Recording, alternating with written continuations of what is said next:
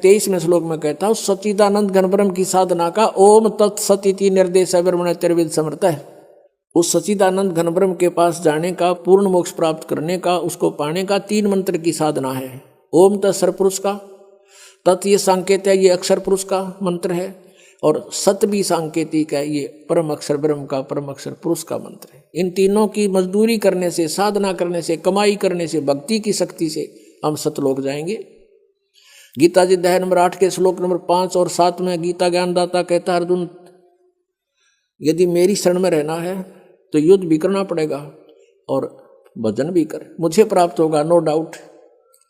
अब अपने प्राप्ति बता रहा है कि मेरी भी प्राप्ति होगी इस ओम मंत्र से, ओनली 1 मंत्र, 8वें अध्याय के 13वें श्लोक में। और कहता है युद्ध भी करना पड़ेगा, यहां शांति नाम की चीज नहीं, परम शांति चाहिए तो उसकी शरण में जा। 8वें अध्याय के 8, 9, 10 3 मंत्रों में कंटिन्यूस बताया है कि उस सच्चिदानंद घन ब्रह्म की जो साधना करता है, उस तत्वदर्शी संत के बताए अनुसार उस मंत्र से,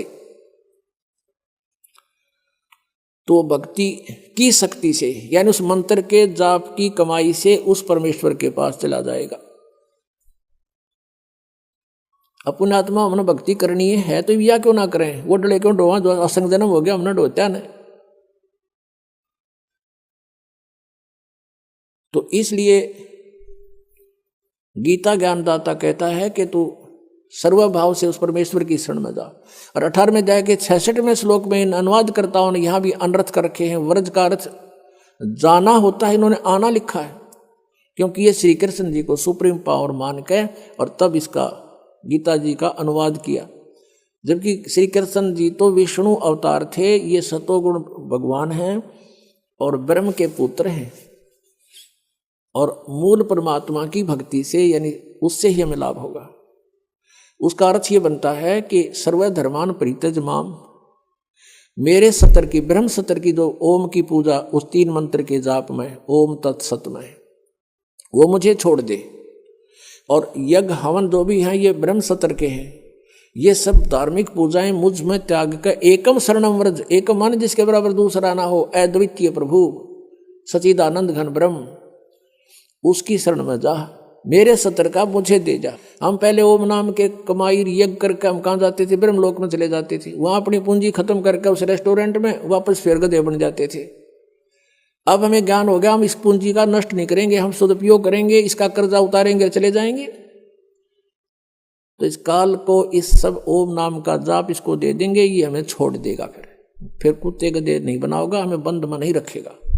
तब ये कहता है अहम तवा सर्व पापे व्यामोक्षमी मासुच, मेरा कर्जा तार दे, फिर मैं तेने क्यों दुखी करूंगा, मैं नहीं रुकूंगा यहाँ पर, और फिर जा तू अपने घर ने। और ये न कहें मेरी शरण में आ जा, सभी धर्मों के कर्मों को मुझ में छोड़ मेरी शरण में आ जा। उसकी शरण में तो पहले था ही वो। दूसरे अध्याय के 7वें श्लोक में अर्जुन कहता है कि आप मेरे गुरु हो, मैं आपकी शरण हूं, मेरी बुद्धि काम करना बंद करगी, मेरे हित में जो हो तुम वो बताओ। अब 18वें अध्याय के 66वें श्लोक में ये अज्ञानी कहें कि श्री कृष्ण अपने ही शरण माने को कहता, प्रथम तो श्री कृष्ण बोल ले नहीं रहा, उसमें बोल रहा काल। अगर श्री कृष्ण मानकर चलते हो तो पहले कह रहा अर्जुन के मैं तो आपकी शरण में हूँ, आपका शिष्य हूँ, और बता शरण में की जा, उसके अंदर बढ़े। तो ये बिना ज्ञान की बातें थी, हमें मूर्ख बना रहे थे ये नकली गुरु, संस्कृत की भाषा जान के, यह आत्मिक ज्ञान नहीं था इनके पास। तो अंधे की बाँ गई, अंधे ने मारे कौन बतासी। अब क्या बताते हैं, मन तू चल रे सुख के सागर, जहां शब्द सिंधु रत्नागर, कोट जन्म तन भर मत होगे, कुछ ना हाथ लगा रे, कुकर सुकर खरबया बोरे, कौआ हंस बुगारे। कोटि जन्म तन भर मत होगे, कुछ ना हाथ लगा रे, कुकर सुकर खरबया बोरे, कौआ हंस बुगारे। सुखदेव ने 84 भुगती बना पजावे खरवो, तेरी क्या बुनियाद पुरानी, तू पेंडा पंथ पकड़वो। कोट जन्म तन भर मत होगे, कुछ ना हाथ लगा रे, कुकर सुकर खरबया बोरे, कौआ हंस बुगारे। कोटि जन्म तू राजा की, न्या मिटी न मन की आशा, भिक्षक होकर दर दर घूम लिया, मिला न निर्गुण रासा। इंद्र कुबेर ईश की पदवी ब्रह्मा वरुण धमराया, विष्णुनाथ के पुर को जाके फिर भी वापस आया। असंग जन्म तन मर्त्या होगे, जीवित क्यों न मरे रे, और द्वादश मद मैल मठ बोरे, बहुर न देह धरे रे। दोजक भिष्ट सभी ते देखे, राजपाट के रसिया, तीन लोक से तरपत नाही, ये मन भोगी खसिया। सतगुरु मिले तो इच्छा मेटे, पद मिल पदे समाना, चल हंसा उस लोक पठाऊं, जो आदि अमर अस्थाना। चार मुक्ति जहाँ चंपी करती, माया होरी दासी, दास गरीब अभय पद पर से, वो मिले राम अविनाशी। एक के शब्द में सारा जाड़ा दे दिया उस परमात्मा परिचित पुण्यात्मा आदरणीय गरीबदास साहिब जी ने। क्या बताते हैं, मन तू चल रे सुख के सागर, जहां शब्द सिंधु रत्नागर। अब सुख सागर क्यों कहा इसको, सतलोक को, उसको डिफाइन किया है परमात्मा की वाणी में। शंखों लहर मेहर की उपजे, कहर नहीं जा कोई, दास गरीब अचल अविनाशी, ही सुख का सागर सोई। उस सतलोक में कहते हैं आपके अंदर असंख्यों लहर मेहर की उपजेंगी, कहर नहीं जा कोई। जैसे आप कभी कभी एकांत में बैठे हो दास के साथ, तो बहुत बार बनी है ऐसी बातें, ऐसी बहुत बार हिलोर उठती हैं। जब वो एक तरंग आती है मेहर की, उस समय कोई भी बुरा दिखाई नहीं देता। दुश्मन भी जो हमें दुख दे रहा है उसके प्रति भी बिल्कुल दुर्भावना नहीं रहती, कोशिश करने से भी दुर्भावना नहीं आती। उसके अवगुणों को भी गिनते हैं तो भी दुर्भावना उत्पन्न हृदय में नहीं आती, और वो होती है कुछ समय की। फिर उसके जाने के बाद जो का त्यों कहर टूट जाता है। उसने ऐसा क्यों किया, उसने ऐसा कैसे कर दिया, वो घाटा हो गया, वहाँ ऐसे नुकसान हो गया, फलाना ऐसे करना है, यानी वो कहर की लहर फिर शुरू होगी। तो परमात्मा कहते हैं वहाँ सतलोक के अंदर ये शंखों लहर मेहर की उपजे, और कहर नहीं जा कोई, कोई कष्ट नहीं, ना बुढ़ापा ना मृत्यु, सदा युवा शरीर रहेगा। और वहाँ जो शरीर बनेगा, शुक्रम अकायम ऐसनाविरम, वो इस नाड़ियों के जोड़ से नहीं बनेगा वहाँ शरीर हमारा, श्वास से नहीं चलेगा, वो एक तत्व से बनता है।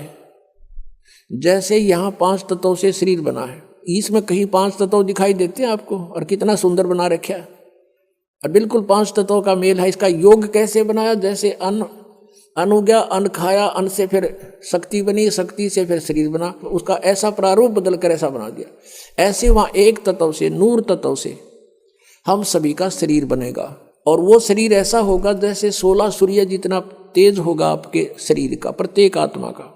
लेकिन परमात्मा का भी शरीर है, अपने ही जैसा है, उसका बहुत तेजोमय शरीर है सतलोक के अंदर।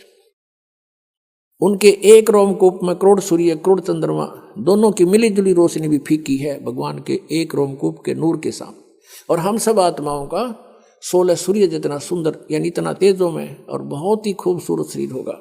अब क्या बताते हैं, कोटि जन्म तन भरमत हो गए, कुछ ना हाथ लगा रे।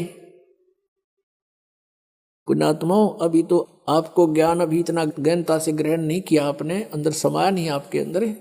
जब ये सच्चाई हृदय मान लेगा ना, आपका आत्मा मान लेगी 100 की 100 सच्ची है जो परमात्मा ने बताई। और अब इसको सत्य को सत्य मानने में देर नहीं लगेगी। अपने थोड़े से फार्मूले याद रखो। सभी वेद कहते हैं परमात्मा ऊपर रहता है, मनुष्य सदृश शरीर में है, और वहां से वो गति करके आता है। और यहाँ के क्या लीला करता है, जब वो बालक रूप धारण करके, शिशु रूप धारण करके प्रकट होता है, तालाब के ऊपर, जल के ऊपर, कमल के फूल पर विराजमान होता है। यानी जल के ऊपर विराजमान होने से उसको नारायण कहते हैं। अब पता लग जाएगा वो है कौन। और जो छोटे बालक जब होता है उसको कोई पुण्यात्मा संस्कारवश निसंतान दंपति उठा के ले जाती है। प्रत्येक युग में ऐसा होता है। और फिर परमात्मा वहाँ उनके परिवर्ष की लीला कुंवारी गायों से होती है, कुंवारी गाय से। तो पुण्यात्माओं 600 वर्ष पहले भगवान आए थे, कबीर जी पूर्ण परमात्मा परम अक्षर ब्रह्म, उन्होंने वो लीलाएं की थी जो वेदों में लिख रखी है। वेद तो केवल परमात्मा की पहचान बताते हैं, वो ऐसा है, ऐसा करता है।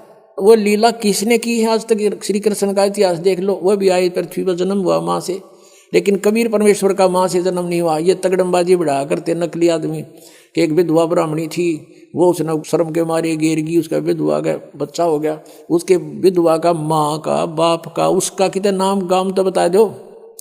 ऐसे सट्टे मारे मूर्ख बना रखा था हमारे को, सारी झूठ बोल रखी थी, भगवान को कौड़ी सिद्ध कर दिया और कौड़ियों को लाल बता रखा था। और वो कंवारी गायों से दूध पीता है, वो कंवारी गायें दूध देती है। तो ये लीला परमेश्वर कबीर जी ने की थी और आज तक किसी ने करी हो बता दो। और किसी का नो प्रमाण ऊपर तो चलकाया और सह शरीर चला गया वापस, एक दिखा दो जिनको हम भगवान मानते थे, राम श्री कृष्ण का दिखा दो। तो कहने का भाव पुण्यात्मा, हम भगवान को पहचान नहीं सके क्योंकि जिनको हम गुरु मानने थे वो अंधे थे, ज्ञान नेत्रहीन थे। वो कहते मोती मुक्ता दर्शत नाही, यो जग है सब अंदरे, दिखत के तो नैन चश्म इनका फिरा मोतिया बंदरे। किसी को मोतियाबिंद हो जाता है, उसकी आंखें स्वस्थ दिखाई देती हैं और उसने दिखता कते नहीं, नपट अंधा होता है, ब्लाइंड मैन होता है वो। तो इसी प्रकार ये ज्ञान नेत्रहीन थे और दिखे थे चतुर, क्योंकि संस्कृत जाने थे। एक भाषा के जान लेने से उसमें लिखे हुए गूढ़ रहस्य को नहीं समझा जा सकता। अब हम हिंदी जानते हैं, मान ले किसी फॉरेनर ने आके हिंदी सीख ली और इसको तुलसीदास कृत रामायण को ले गया वहां पर अपने देश में, और उसने अक्षर पैर का पता नहीं, राम कौन था, रावण कौन था, सीता कौन थी, कुंभकर्ण कौन था, भाई विभीषण कौन था, तो उन्हें पता नहीं कि अटके बट मारेगा। एक सिद्धि के जान लेने से उस कथा को वो कैसे सुलझा सकता है जो चौपाइयों में लिखी है। ऐसे ही वेद और ग्रंथ और पुराण और गीता जी ये परमात्मा की महिमा से परिपूर्ण है। संस्कृत के जान लेने से कोई नहीं समझ सकता जब तक ये मौखिक कथा रामायण वाली की तरह सृष्टि रचना का जिसको ज्ञान नहीं होगा। और वो सृष्टि रचना खुद रचने वाला ही बता सकता है। ठीक ठीक, अभी तक तगड़मबाजी बढ़ा रहे थे, अब प्रसंग जो आ रहा है वहीं पर आते हैं। क्या बताते हैं कि कोट जन्म तन भरमत हो गए, कुछ ना हाथ लगा रे, और कुकर सुकर खरबा बोरे, कौआ हंस बुगारे। अब परमात्मा को पहचानना एक इतना आसान हो गया।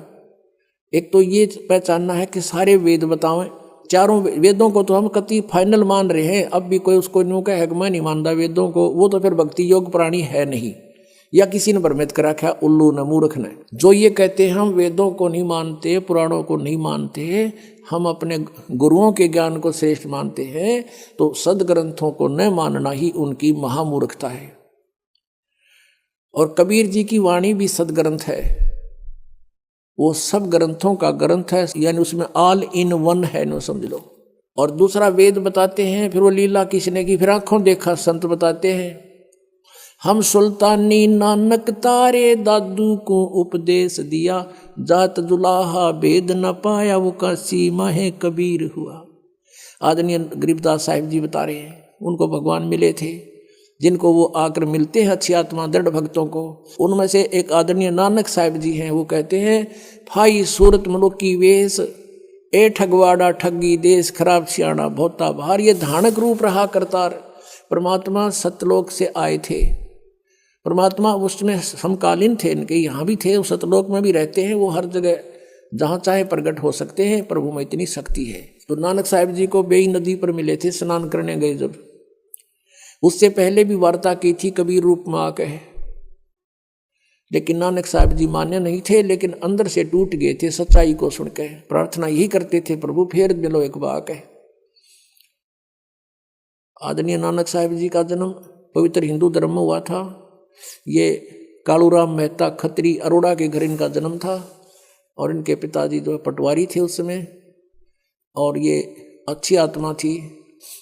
फिर ये इन्होंने एक अपनी बहन के नगर में, जहाँ उनकी बहन ब्याह रखी थी, सुल्तानपुर शहर में अपने बहनोई की सिफारिश से वहाँ के सुल्तानपुर के नवाब के यहाँ नौकरी करते थे, मोदी खाने में। तो स्नान करने के लिए बेई नदी पर जाते थे।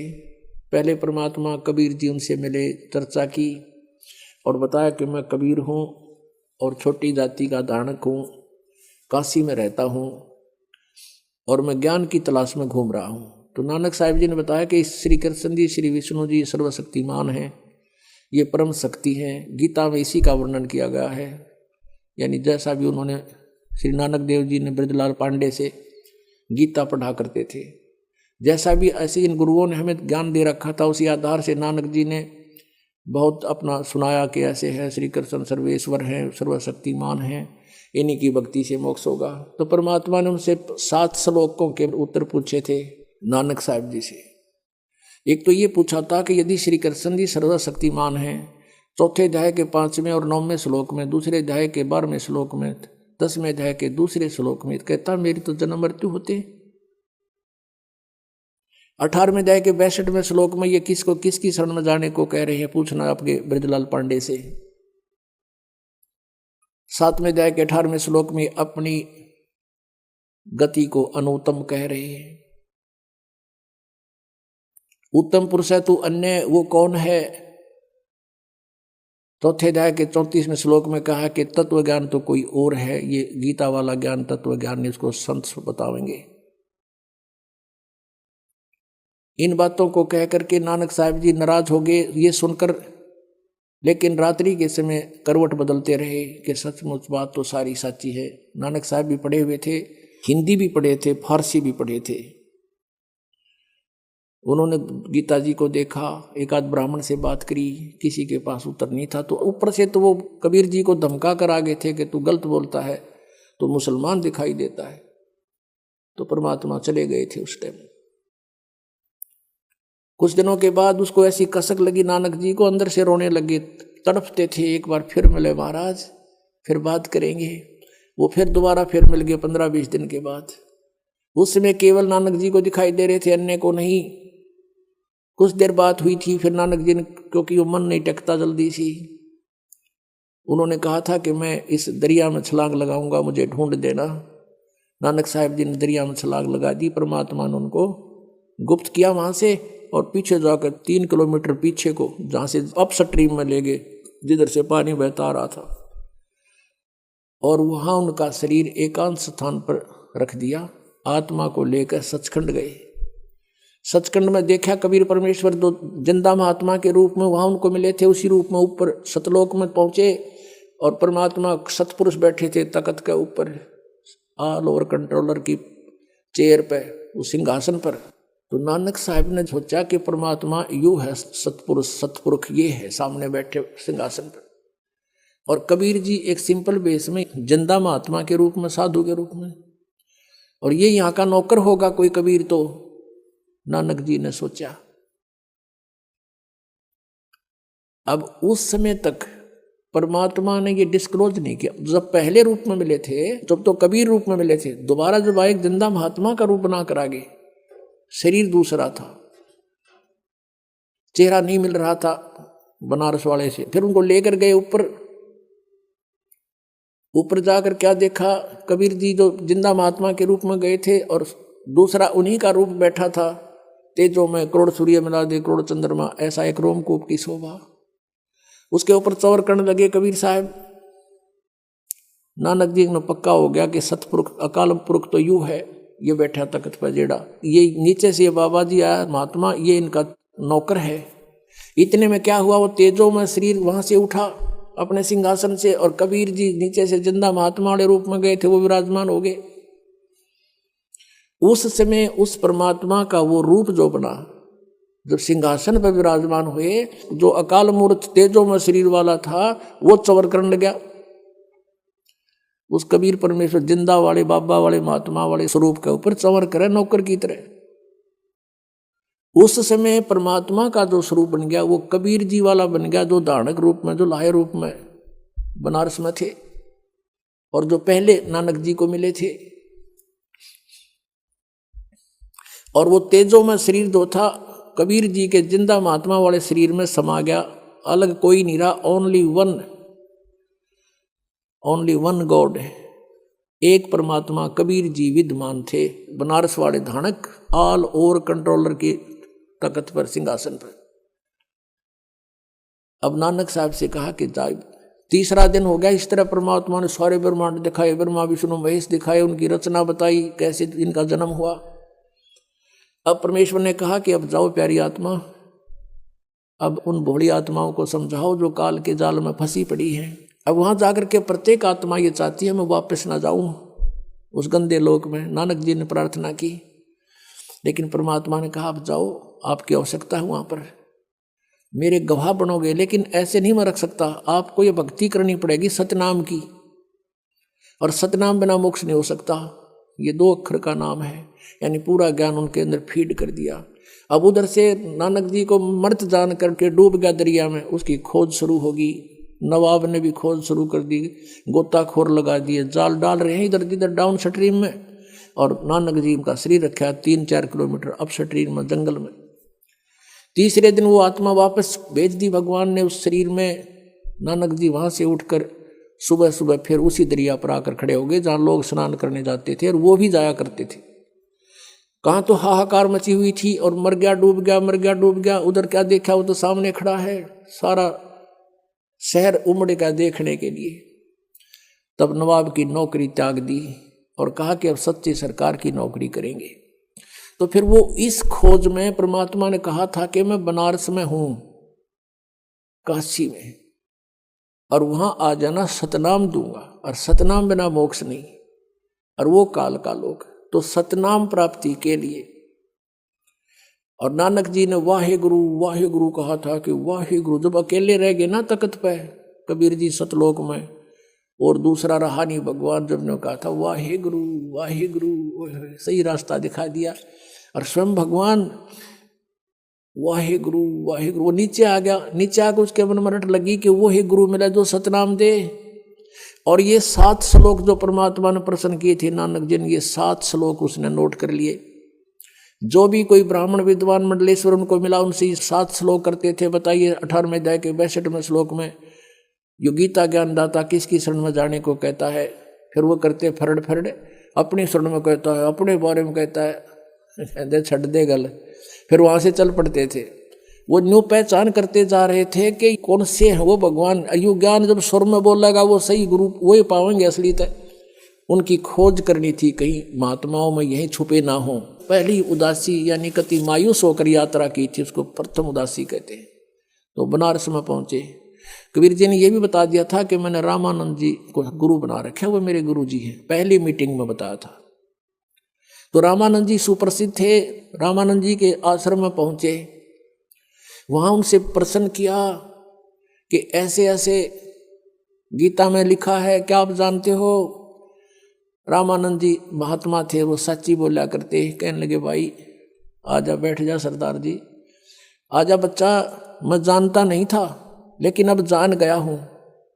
मैं नहीं जानता था, मैं विद्वान पाक रहा था, लेकिन मुझे कख का पता नहीं था। वैसे तो वो मेरे को उन्होंने वचन दे दिया, वो भगवान है, परमात्मा है, मालिक है, सतपुरुष है, और मेरे को उन्होंने अपनी स्थिति ऊपर दिखा दी सारी, लेकिन उनकी आज्ञा का मैं पालन कर रहा हूँ। वो मेरे शिष्य नहीं है, मेरे गुरु हैं, लेकिन मर्यादावत उन्होंने कहा कि मुझे आप अपना शिष्य ही मानोगे। वो मेरे शिष्य कहो, मेरे गुरु कहो। और भाई उस कबीर जी ने मुझे यो ज्ञान बताया है। तो नानक जी ने कहा कहाँ मिलेंगे वो? कि अभी आएंगे शाम को यहाँ पर। नानक जी ने सोचा इतनी देर कौन डटा भगवान पृथ्वी पे, और हमने उसके लिए खोज के लिए सिर दे रखा। कहने लगे महाराज मुझे एक रास्ता बता दो, कहाँ है वो? कि वो अपनी झोपड़ी में होंगे। एक सेवक भेज दिया कि जाओ झोपड़ी पर छोड़ के आओ। अब जाकर देखा उस परमात्मा को, खड्डी में कपड़े बुने दानक का काम करे थे, उन ढाणी जानते, पता था आव एक आत्मा प्यारी। जब देखा वहां पर सतलोक का नजारा सारा दिखाई दिया। ओए होए, कहते झांकी वे कबीर की नानक की तीवा, और वह सिखा के गल पड़ी कौन छुटावे था।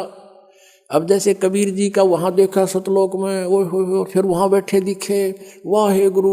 और कहते वहां एकदम इतनी उमंग में भर का आवाज लगाने लगे, फाई सूरत मलोक की वेश, ए ठगवाड़ा ठगी देश, खरासियाना बहुता बार। देखो ये धानक रूप रहा करता कि ये ठग है, हमें मूर्ख बना रहा है, बका रहा है। जैसे प्यार में कहा करें ठगे, और आँखा में पानी भर रखा। सारे जो लाए इकट्ठे हो गए वहां के, कहते हैं ये भगवान है, परमात्मा ये है, पूर्ण ब्रह्म है। अब कहते हैं घर का जोगी जोगड़ा, बाहर का जोगी सदे। वो दुल्हाई वहाँ के उसको एक आम सिंपल मैन मानते थे। वो क्या कहते हैं, ये देखो पंजाबी, पंजाब तो आके पागल बन गया, इसने भगवान बतावे, नीरू के बेटे ने। किससे का ना तसल्ली हुई। तब परमात्मा ने कहा, प्यारी आत्मा अब इसने राज रख, थोड़े दिन गुप्त रखना, जिक्र ना करना, तेरा भी दिल तोड़ देंगे ये। अपनी भक्ति करो और प्रचार करो इस ज्ञान का, और ज़्यादा डिक्लेयर ना करना, अभी इसको गुप्त रखना हमने कुछ दिन। तो कहने का भाव ये है कि जिनने महापुरुषों ने भगवान मिला और जिनको हम मानते हैं वो परमात्मा से मिले, और उन्होंने बताया है कि धानक रूप रहा करदार, हक्का कबीर करीम तू बे परवरदिगार। गुरु ग्रंथ साहिब के 721 पृष्ठ पर लिखा है कि एक अर्ज गुप्तम पेश तोदर कून करतार, हक्का कबीर करीम तू बे परवरदिगार। हक्का कबीर माने सत कबीर। और ये 24 पृष्ठ पे लिखा है, भाई सूरत मुल्क की वेश, ए ठगवाड़ा ठगी देश, और खरा सियाणा बोता भारी, धानक रूप रहा करता। अपने आत्माओं, हमने भगवान को पहचानने में घनी देर ना लग गई वे। हम अज्ञान में कितने आंट रखे इन्होंने, लेकिन परमात्मा का ये तत्व ज्ञान ऐसा है। और ज्ञान सब ज्ञानड़ी, कबीर ज्ञान सो ज्ञान, जैसे गोला तोब का अब करता चले मैदान। तारा मंडल बैठे करिए चांद बड़ाई खावे, उदय भया जब सूरज का स्यों तारों छुप जावे। ये नकली संत और ये छोटे मोटे ज्ञानड़ी कहते हैं जैसे चंद्रमा रात्रि के समय तारों में बहुत अच्छा तेजों में और प्रसिद्ध यानी बड़ा चमकता है, मुखिया पाक रहा होता है, सूर्य उदय होने के बाद कहते चांद भी ना दिखता, सितारे भी विद्यमान होते हैं, उनका कोई अस्तित्व नहीं रहता। ऐसे ही कबीर परमेश्वर की महिमा से हम परिचित हो जाएंगे, फिर अन्य भगवान इन चांद और सितारों की तरह ऐसे निष्क्रिय हो जाएंगे, इनका अस्तित्व नहीं दिखाई देगा प्यारे को। तो क्या बताते हैं, अंधे की बाँ गई अंधे ने मार्ग कौन बतासी। और आदरणीय गरीबदास साहिब जी कहते हैं, मोती मुक्ता दर्शत नाई ये जगह सब अंदरे। मोती मुक्ता, मुक्ता माने मुक्त होने के ये मोती, हीरे लाल, असली भक्ति रूपी मोतियों का इनको ज्ञान नहीं, लाल का ज्ञान नहीं, सार नाम सतनाम का।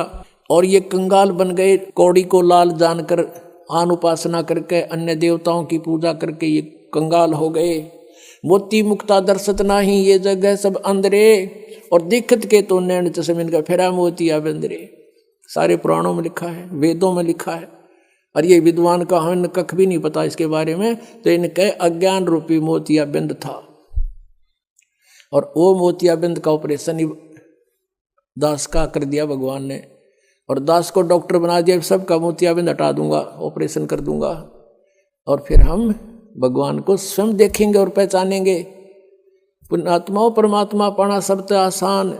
एक रोटी बनाने के लिए कितना प्रयत्न करती है एक बहन, कितना सामान सांग जोड़ना पड़ता है, कितना पलटा चमटा है, फिर लकड़ी, तवा, चूल्हा, फिर गिलास, कटोरी, थाली, परात, आटा, नमक, मिर्च, और फिर उनको लाने के लिए कहाँ प्रयत्न करना पड़ता है।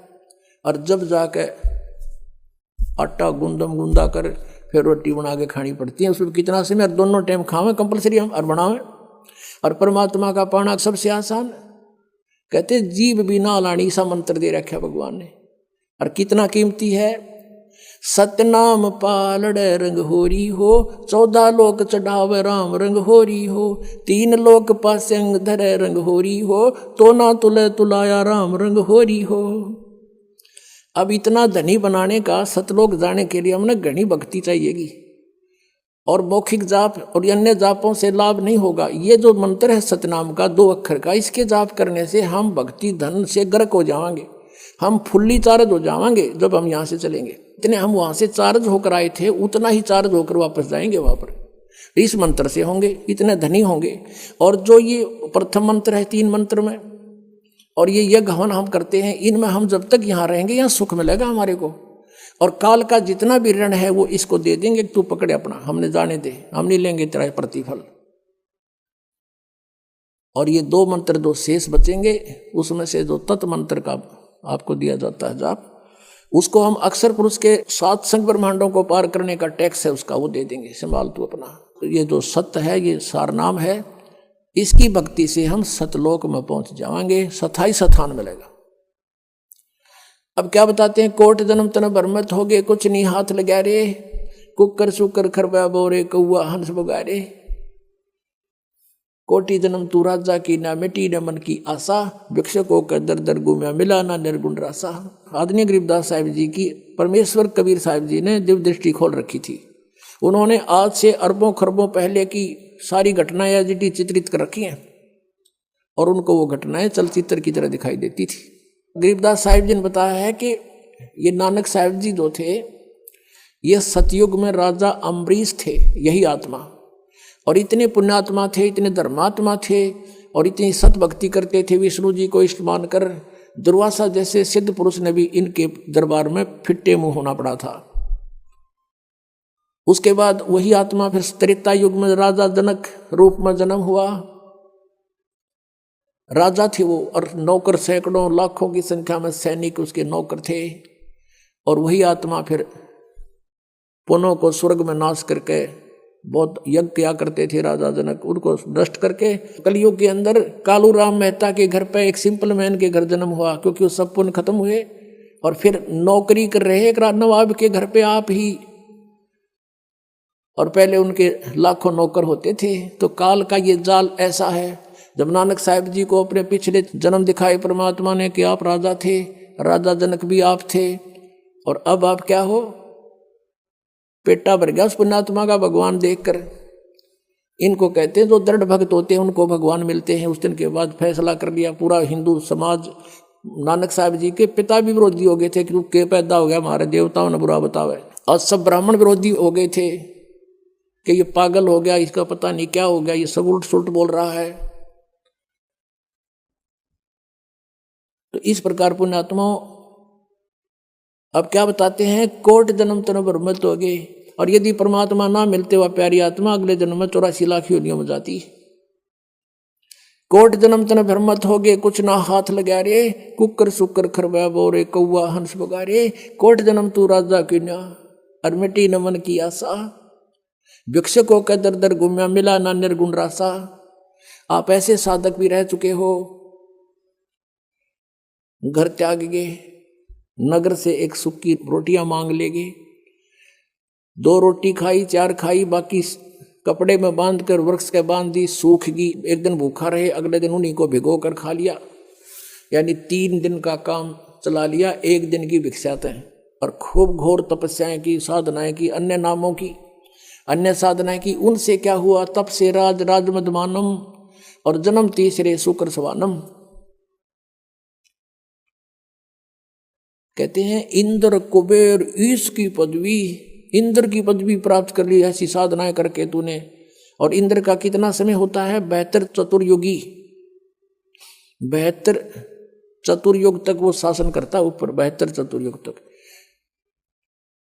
और उसके बाद उसके दौरान इंद्र को एक हिदायत होती है, इंस्ट्रक्शन होती है, एक कंडीशन होती है कि तेरे शासन काल में, और यदि कोई इंद्र की पदवी प्राप्त करने योग्य तपस्या धर्म और यज्ञ कर लेगा तो तुझे बीच में ही तेरा शासन छीन लिया जाएगा और उसको इस पद पर विराजमान किया जाएगा। इंद्र को यह चिंता रहती है और उसके लिए फिर वो सतर्क रहता है। उसने अपने एजेंट छोड़ रखे होते हैं कि कोई मेरे शासन काल में और मेरी गद्दी प्राप्त करने योग्य कोई ऐसा धर्मपूर्ण तप ना कर ले, यज्ञ ना कर ले। एक मार्कंडे ऋषि थे, बंगाल की खाड़ी में तपस्या कर रहे थे। इंद्र को पता लग गया, उसने एक अप्सरा भेजी, उर्वशी अपने इंद्र के लोग थे, स्वर्ग लोग थे, और बहुत सुंदर खूबसूरत सारे उसको सिद्धि दे दी। उस मार्कंडे ऋषि के आसपास 8-7 किलोमीटर में गए, एक बसंत जैसा माहौल तैयार कर दिया, ना गर्मी ना सर्दी, महक छोड़ दी अपनी सिद्धि थे।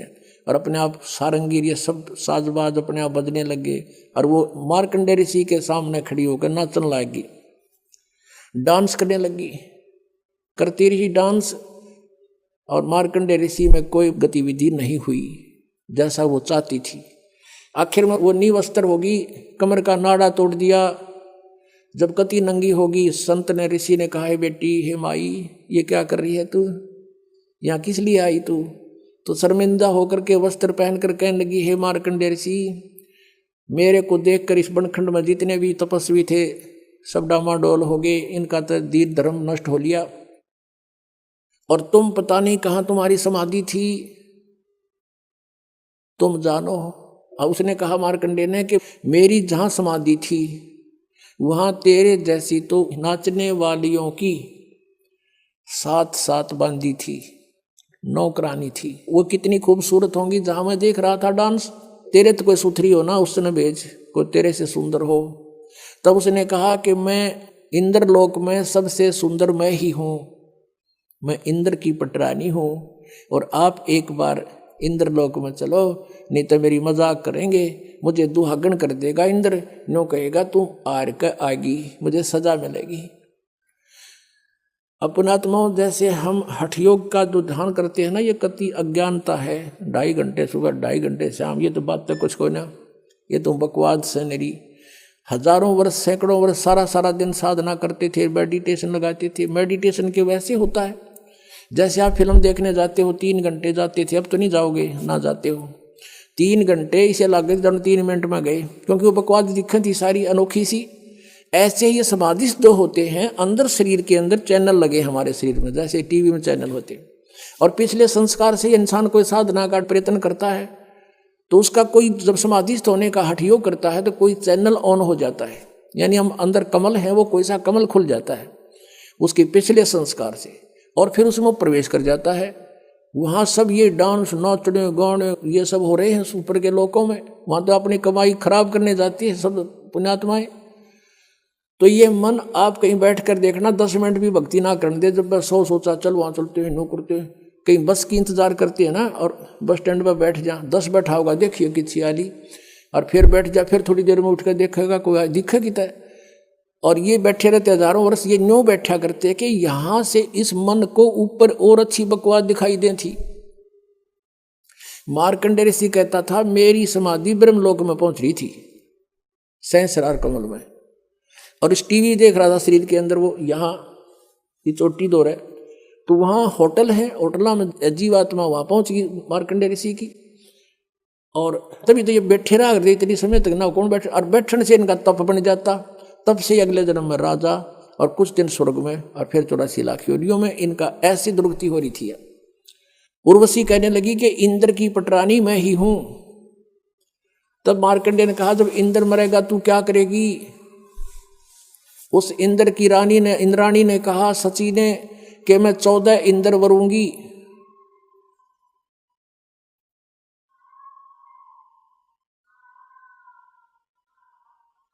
ये भूत मारा किलकी में,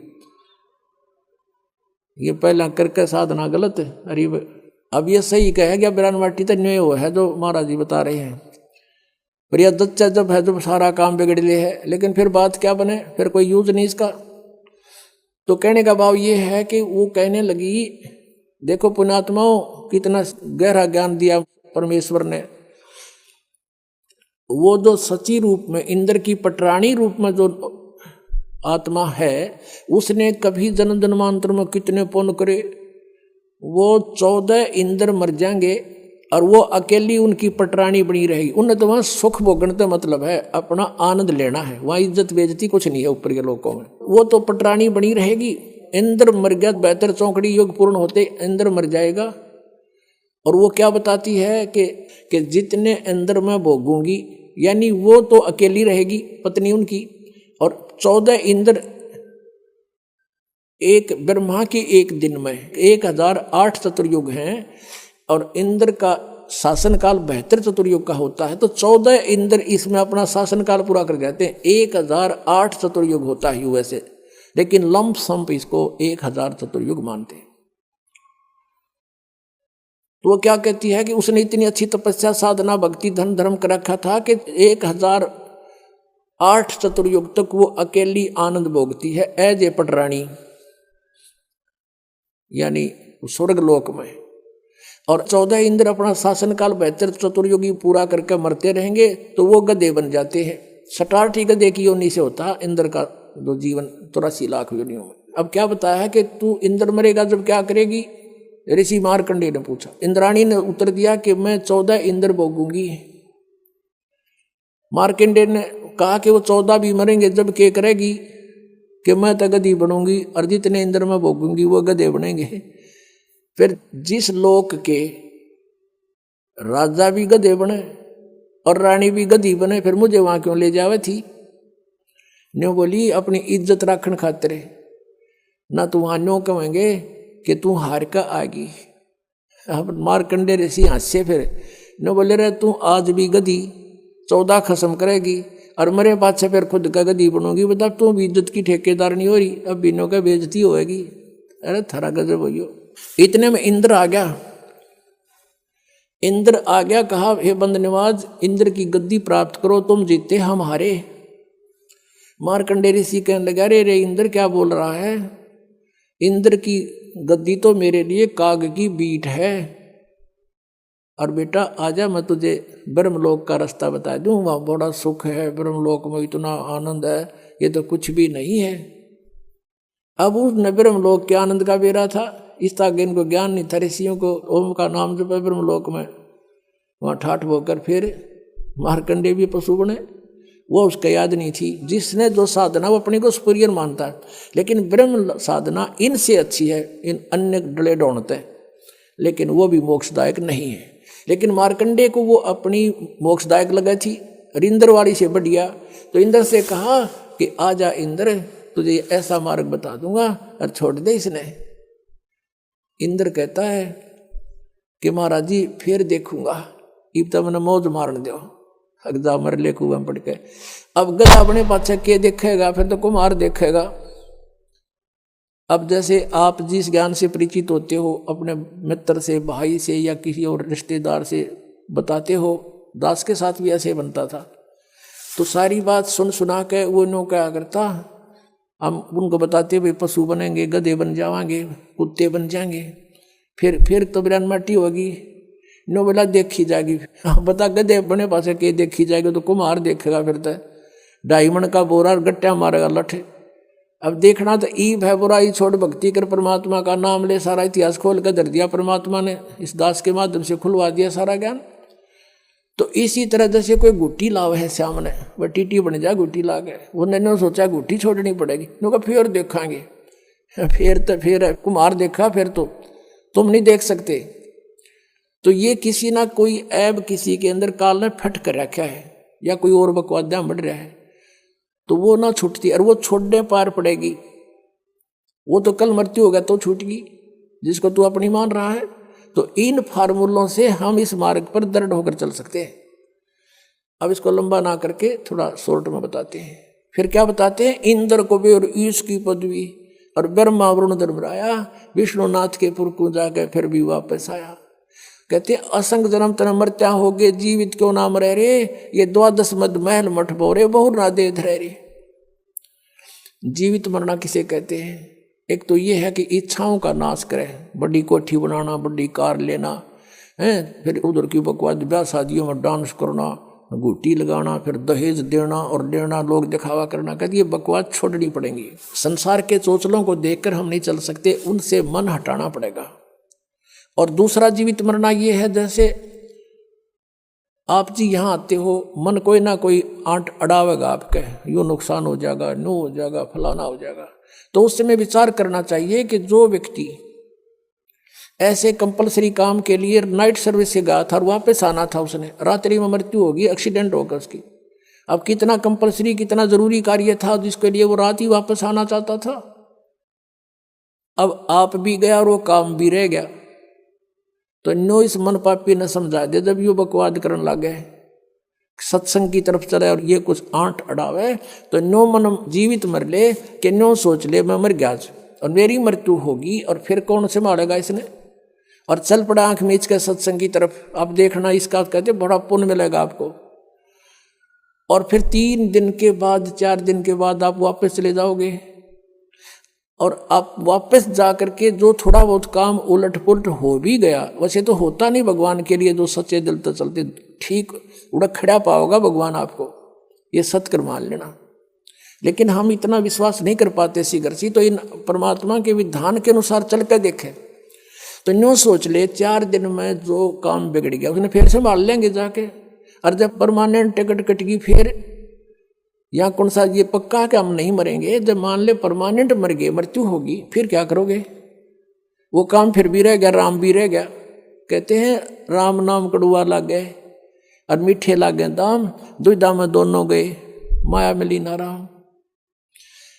एक हमारे गुरुदेव जी के शिष्य थे, तलवंडी भाई कस्बा है फिरोजपुर जिले में, और गुरु जी के सतलोक जाने के उपरांत दास की वहाँ जाके सत्संग करने लग गया था।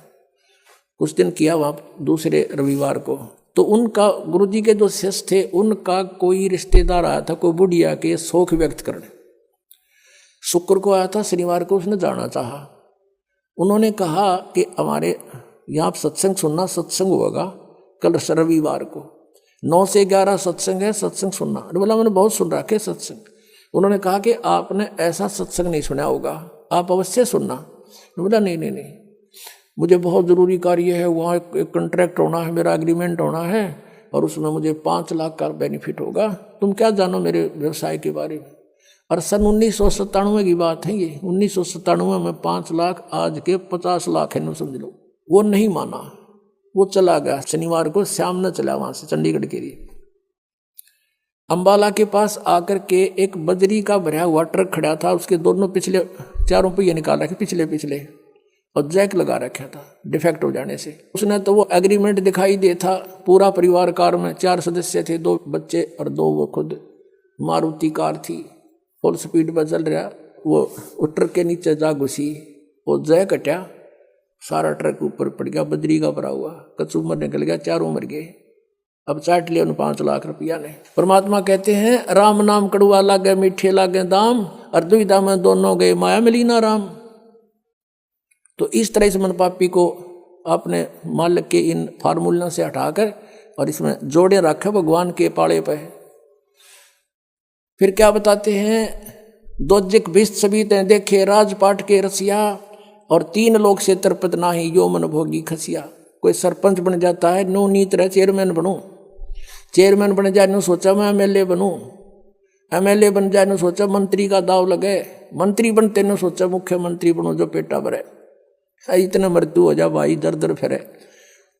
अब जैसे अरुणाचल का एक मुख्यमंत्री, आंध्र प्रदेश का मुख्यमंत्री, और पोलैंड देश का पूरा कैबिनेट, पूरा मंत्रिमंडल इंक्लूडिंग प्राइम मिनिस्टर एक जहाज में क्रैश होकर मर गए। ये हेलीकॉप्टर में जा रहे थे जल्दी के मारे, ये दोनों मुख्यमंत्री जी ये यहाँ मर गए।